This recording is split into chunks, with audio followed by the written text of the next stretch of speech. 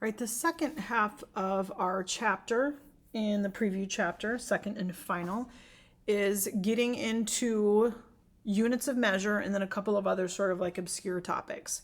So, units of measure, remember when we are talking about space, it is just so big, we have to come up with different units. So, first, in our neighborhood, inside of our solar system, we have the astronomical unit, abbreviated AU.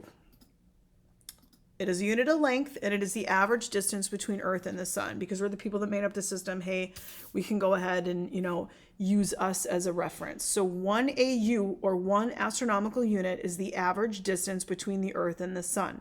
If you want to equate that to a number, it's on average 93 million miles, or 1.5 times 10 to the 8th kilometers. Use astronomical units if we are talking about things within our own solar system. Now, another cool thing about that we talked about before is if you are talking about things that are farther away, like the planet Mars at 1.52 AU, you see right off the bat that is farther away from the sun. And on average, you can see the distance also from there. Another common unit of measurement is the light year. Once again, space is just so big, we can't use a mile, we can't use a kilometer. Let's start to get units that are a lot bigger and mean something. So a light year, abbreviated LY, is the distance light travels in a year. And I just want you to even think about just how much space that is. Because when you turn a light on in a room, you don't see the light go across the room. It travels so fast, it's almost like it's instantaneous. 1 light year is 6 trillion miles. 6 trillion miles. That is the distance light travels in 1 year. Also think of this, if you see light that is 1 light year away, you are looking at light that was produced a year ago. Also 9.46 times 10 to the 12th kilometers. I don't know why I didn't put that in red there, but I should have. So that is light year. Our sun is 8.3 light minutes away. So that means that light was produced 8.3 minutes before we see it. That's how long it takes it to get here. So hypothetically, sun blows up, boom. We're not finding out for 8.3 minutes because that is how long it would take to get there. If you want to start to look at, okay, what is that in like stuff we're more familiar with? It's 700,000 miles per hour if it was traveling at a speed. It takes for light to go from the moon to the earth 1.3 seconds. That's how long it takes. We just said Earth to the sun was 8.3 minutes. From sun to Pluto, now you can start to see how far Pluto is away. It takes 5 hours and 40 minutes for light to get from the sun to Pluto. Our solar system to our nearest star, which is Alpha Centauri, is 4.3 years for light to get there. That is how long it takes light to get there. Across our galaxy, 100,000 years. To the Andromeda Galaxy, 2.5 million years, so nearest galaxy. Obviously, we got a lot of videos in this section here because these are just things that are just much easier to comprehend when we see them in a video.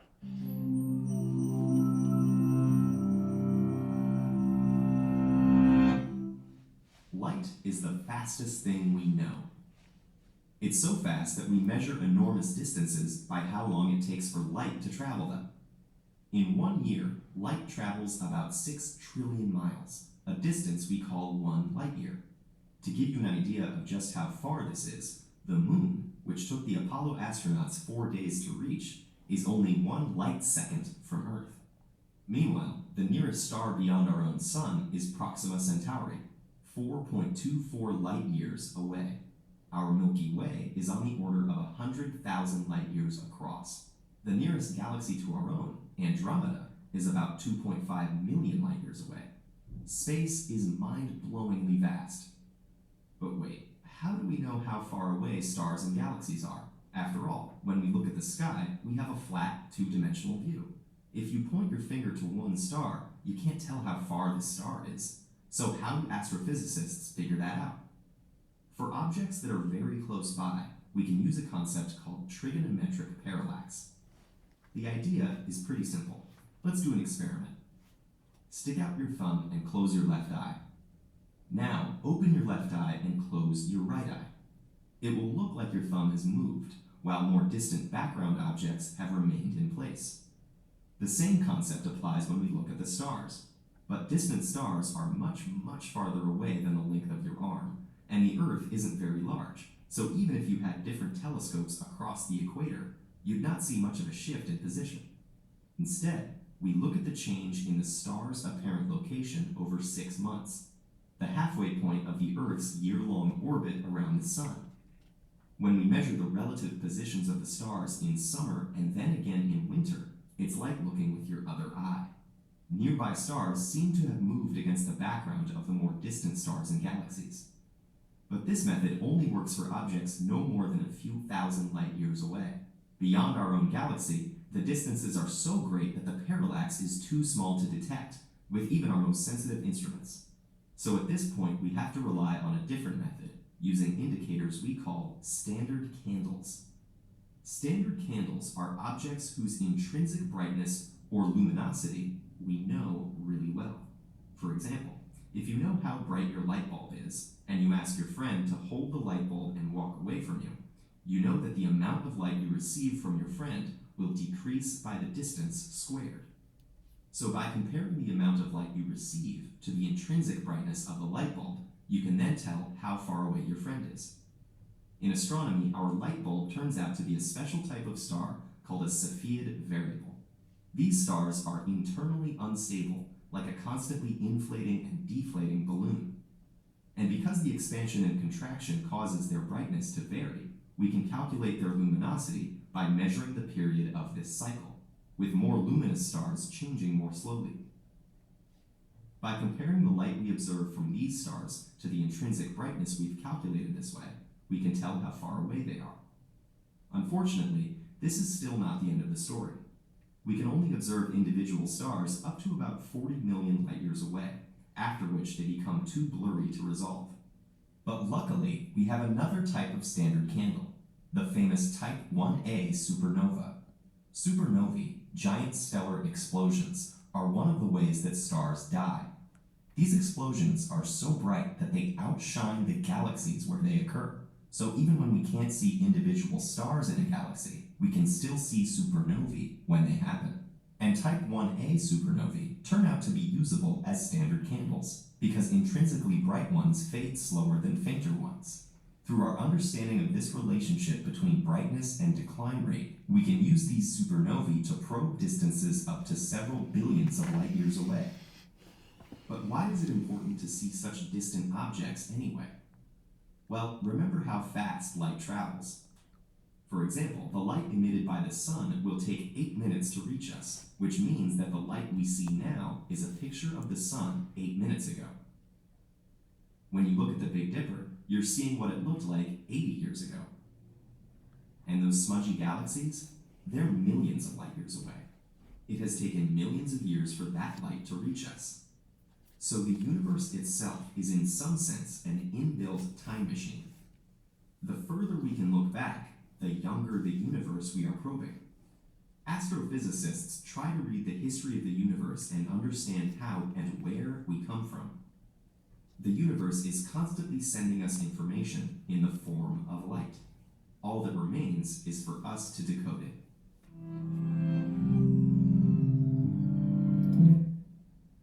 I think one of the things in there that kind of rings true to me most is like when you're looking at the sun, like you're looking at a picture that's 8 minutes old. That's what you're looking at. Like he talked about the Big Dipper. When you're looking at that, you're looking at something that was 80 years old. So it's literally like being in a time machine. When you're looking up in the sky and you're looking at stars, you are looking at things that are not present time. It's not present that you're looking at it. Space is just so big. That is how long it takes those things to get there.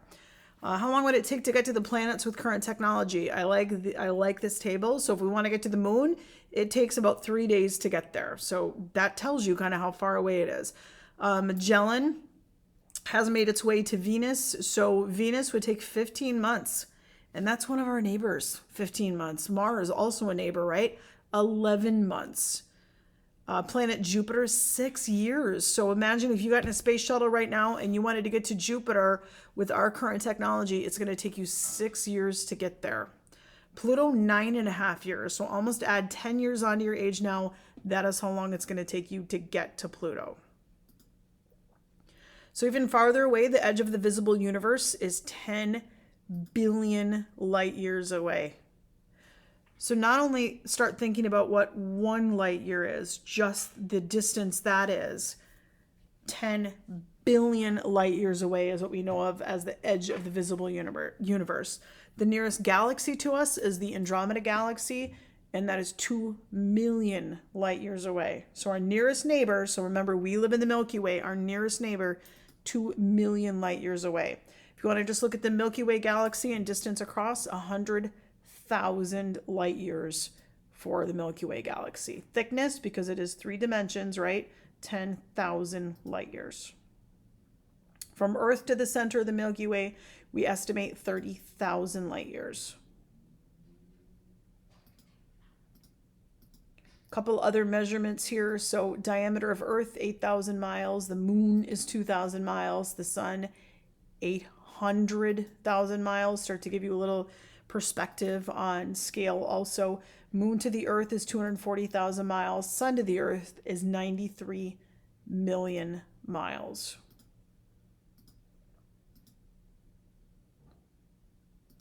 So our Milky Way galaxy contains several hundred billion stars. The sun and other stars orbit in the Milky Way at 140 miles per second. So things aren't just stagnant, they're not sitting still there. So we are rotating. So not only is our solar system orbiting, has planets orbiting inside of it, our solar system is also orbiting inside the Milky Way. Crazy to think that we're moving that fast, right?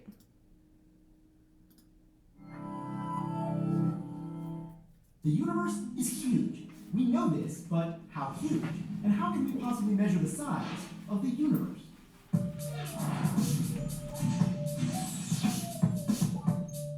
Put it like this. It's common to quote astronomical distances in light years. That's the distance light travels in a year, or about 9 trillion kilometers. Given that, here are some facts to blow your mind. The diameter of the solar system is about 8 light hours, or 9 billion kilometers. The Milky Way, our galaxy, that's about 100,000 light years across, or close to 1 quintillion kilometers. And the next closest major galaxy, Andromeda, that's 2.5 million light years away, which is just silly to talk about in kilometers. All pretty big distances, right? Now, let's talk about the whole universe. We can't see all of it. Some things are so far away, the light from there hasn't reached us yet.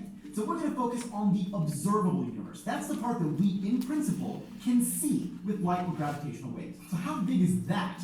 Well, it's a sphere with a radius of about 46 billion light years, or rounding down to keep it simple, about 90 billion light years end to end. Now that's crazy big, but it's even crazier that astronomers think they know that number. It's not like they measured the universe with a ruler, so how do they know? In a nutshell, you start with the age of the universe. The current estimate is about 13.8 billion years. That's the maximum amount of time light has had to travel to us. And then you work out how far away the emission point of that light is right now. And that's the radius of the observable universe. Remember, that distance is not 13.8 billion light years, it's much bigger.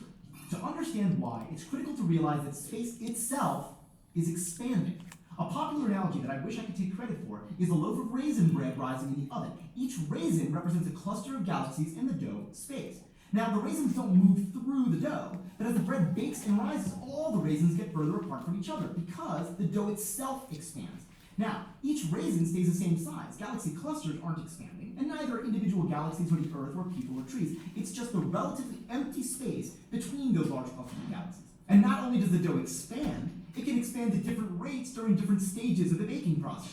Maybe really fast for 1 billion years, then slower for the next 2 billion. These two facts, the expansion of space and the fact that it can expand at a variable rate, complicate how we measure the size of the observable universe. In fact, space itself can expand at any rate it wants to, even faster than the speed of light. So over the lifetime of the universe, the birthplace of a beam of light can be carried ridiculously far away by the expanding space dough.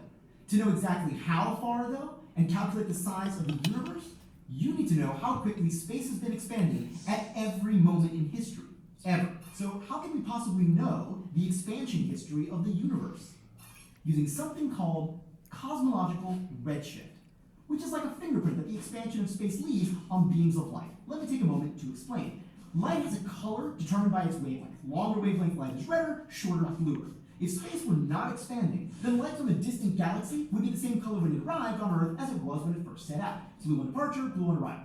But because space is expanding, the wavelength of light gets stretched as it travels to us, making the blue light red, hence the term redshift. In more extreme cases, the wavelength can be stretched out of the visible spectrum altogether into microwave or radio waves. Now, here comes another important point, so pay attention. The light from more distant galaxies is redshifted more than light from nearby ones. You see, the light from more distant places has further to go, so it spends more time in the expanding space, in the rising dome, and thus it has its wavelength stretched more. Makes sense, but how are redshift and distance related quantitatively? That is the million-dollar question. If we knew the answer in numerical detail, we could figure out the expansion history, and in turn, the size of the universe. So, can you do this? Can you measure the distance-redshift relationship? No sweat. Just find a bunch of faraway galaxies, much further than Andromeda. Measure their distances and their redshifts. Then put those distances and redshifts on a graph and find the best fit curve. Voila! You now know the distance-redshift relationship, and from that, how fast the universe was expanding at every moment ever. Once you have the expansion history, how do you actually determine the size of the universe? Remember, as I said a long time ago, we first need to get the universe's age. So let's go back to the Raisin Brain. If we run the movie of the rising dough backwards, at the rate given to us by the expansion history, eventually nearby raisins will sit on top of each other. That is the Big Bang, and how long it takes to get back to this point is the current age of the universe. Our best current estimate, using that expansion history, is 13.8 billion years, give or take. Step 2 is, well, annoying math, but we can represent it visually as follows. Imagine that, seconds after the Big Bang happens, every raisin emits a beam of light that can then travel without hitting any obstacles. As we run the movie forward, at the rate given to us by the expansion history, those imaginary beams would travel through the expanding space and reach us at different times. One of those beams of raisin light would be just reaching us as the clock hits 13.8 billion years. We then see where that raisin is now. Answer, about 46 billion light years away. Boom. So that's how we know that the observable universe is about 90 billion light years in diameter. But what about the unobservable universe? Aren't there galaxies even further away whose light hasn't reached us yet? Well, yeah, there are. But I'm afraid that's a subject for another episode. If you're inclined, go ahead and get the discussion about that started in the comments below. I'll report on any interesting threads from that conversation on the next episode of Space Time. Last week we asked whether it's irrational to believe in alien.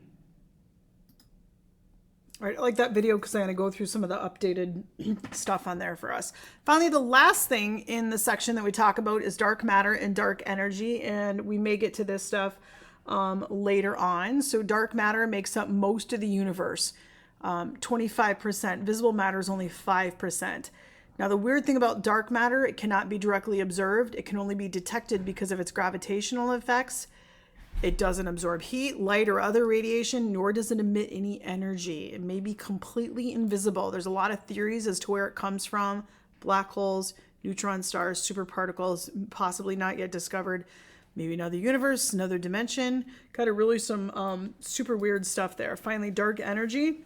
Energy detected by its effect on the expansion of the universe makes up 68% of the universe. Here's our last video on what that is.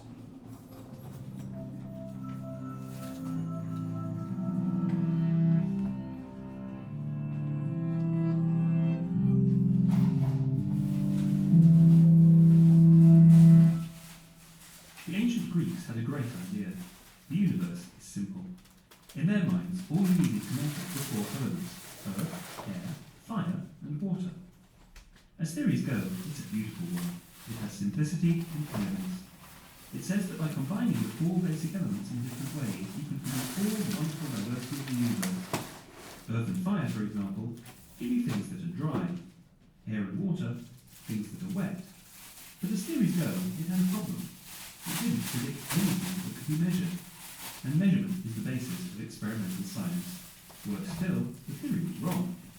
But the Greeks were great scientists of the mind, and in the 5th century BC, Leucippus of Miletus came up with one of the most enduring scientific ideas ever. Everything we see is made up of tiny, indivisible bits of stuff called atoms. This theory is simple and elegant, and it has the advantage over the earth, air, fire and water theory has been right. Centuries of scientific thought and experimentation have established that the real elements, things like hydrogen, carbon and iron, are broken down into atoms. In Lewis' theory, the atom is the smallest indivisible bit of stuff that's still recognisable as hydrogen, carbon or iron. The only thing wrong with Lewis' idea is that atoms are, in fact, divisible. Furthermore, his atom model turns out to explain just a small part of what the universe is made of. What appears to be the ordinary stuff of the universe is in fact quite rare. Lewis' atoms and the things they're made of actually make up only about 5% of what we know to be there.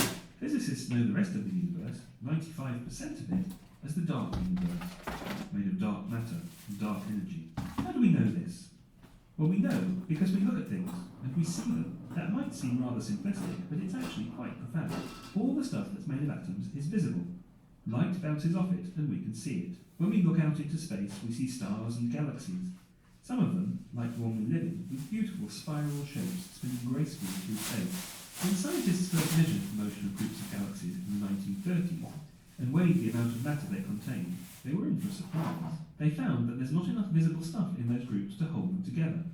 Later measurements of individual galaxies confirmed this puzzling result. There's simply not enough visible stuff in galaxies to provide enough gravity to hold them together. From what we can see, they ought to fly apart, but they don't. So there must be stuff there that we can't see. We call that stuff dark matter. The best evidence for dark matter today comes from measurements of something called the cosmic microwave background, the afterglow of the Big Bang. But that's another story. All of the evidence we have says that dark matter is there and accounts for much of the stuff in those beautiful spiral galaxies that fill the heavens. So where does that leave us? We've long known that the heavens do not revolve around us, and that we're residents of a fairly ordinary planet orbiting a fairly ordinary star in a spiral arm of a fairly ordinary galaxy. The discovery of dark matter took us one step further away from the centre of things. It told us that the stuff we're made of is only a small fraction of what makes up the universe. But there was more to come. Early this century, scientists studying the outer reaches of the universe confirmed that not only is everything moving apart from everything else, as you'd expect in a universe that began in a hot, dense Big Bang, but that the universe's expansion also seems to be accelerating. What's that about? Either there's some kind of energy pushing this acceleration, just like you provide energy to accelerate a car, or gravity does not behave exactly as we think. Most scientists think it's the former, that there's some kind of energy driving the acceleration, and they've called it dark energy. Today's best measurements allow us to work out just how much of the universe is dark. It looks as if dark energy makes up about 68% of the universe, and dark matter about 27%, leaving just 5% for us and everything else we can actually see. So what's the dark stuff made of? We don't know, but there's one theory called supersymmetry that could explain some of it. Supersymmetry, or SUSY for short, predicts a whole range of new particles, some of which could make up the dark matter. If we found evidence for SUSY, we could go from understanding 5% of our universe, the things we can actually see, to around a third. Not bad for a day's work. Dark energy will probably be harder to understand, but there are some speculative theories out there that might point the way. Among them are theories that go back to that first great idea of the ancient Greeks, the idea that we began with several minutes ago, the idea that the universe must be simple. These theories predict that there is just a single element from which all the universe's wonderful diversity stems, a vibrating string. The idea is that all the particles we know today are just different harmonics on the string. Unfortunately, string theories today are as yet untestable. But with so much of the universe waiting to be explored, the stakes are high. Does all this make you feel small? It shouldn't. Instead, you should marvel in the fact that, as far as we know, you are a member of the only species in the universe able even to begin to grasp its wonders, and you're living at the right time to see our understanding explode. So if we get more time kind of towards the end of class, we'll kind of get into that stuff again. That's really starting to get into some super interesting astronomical principles. One thing that they mentioned before too, just want to talk about as well, is this idea, what we call the Big Bang. We currently know that everything, like we saw in a couple of the videos here today, that everything is moving away from everything else in the universe. So if you know that, if you know everything's moving away from everything else in the universe, then hypothetically you would also know at some point in time, if you reverse time, everything at one point in time had to have been in one singular location. And from that singular location, boom, everything exploded and is expanding into what we obviously call the Big Bang theory. Not a TV show, but literally how we think the universe was created. also gets into fascinating discussions in terms of if gravity wins out at some point, because remember, gravity is trying to pull everything back in together, everything would essentially reverse space-time, end everything in what we call the reverse crunch. So super cool stuff. If we get time at the end of astronomy class, we'll kind of get back into those things.